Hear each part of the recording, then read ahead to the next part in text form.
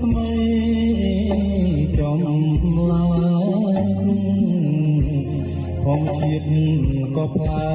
កខុសពីធម្មតា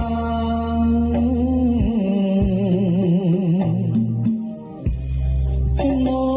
បក់មកក្រោបក្លិនផ្កាថ្នាក់ថ្នមដងដួងចិន្តាដោយហត់ថាទុនត្រជាយប់នេះគឺយប់បើរៀបមានភពវាសនាជួបទេពធីតាតែចិត្តជុំពេក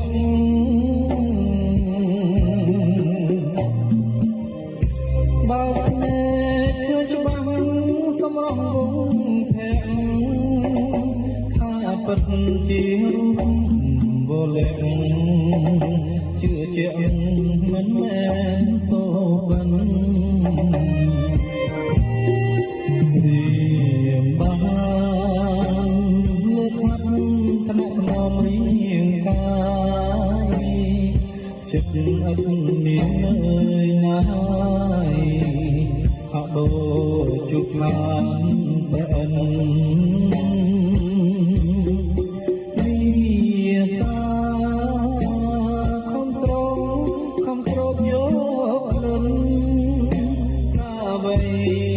ក៏មិនក្រអូបដូចក្លិនក៏យ៉ាងពេលរៀមញាក់ឡើងដឹងខ្លួនស្រវារកស្រីរៀបរយក៏คล้ายជាក្តីខំខាន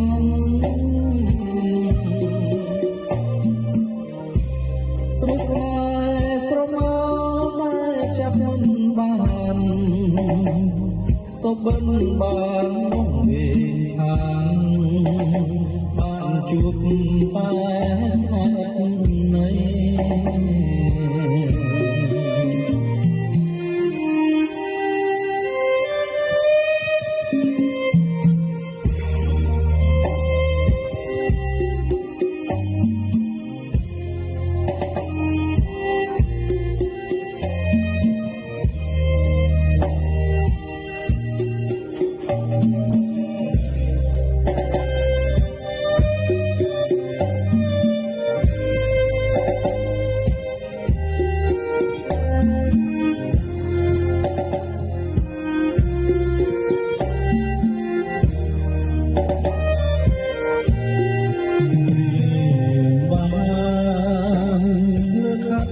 ថ្នាក់ថ្នមរៀងកា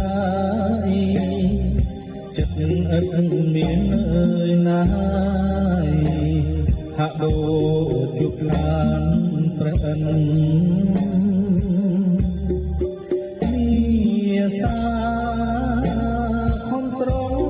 ខំស្រោបយកក្លិនកាអ្វីក៏មិនក្រអូបដូចក្លិនក៏យ៉ាងពេលរៀមភ្ញាក់ឡើងដឹងខ្លួនស្រវារកស្រីរៀបដីក៏คล้ายជាក្តីខំខាន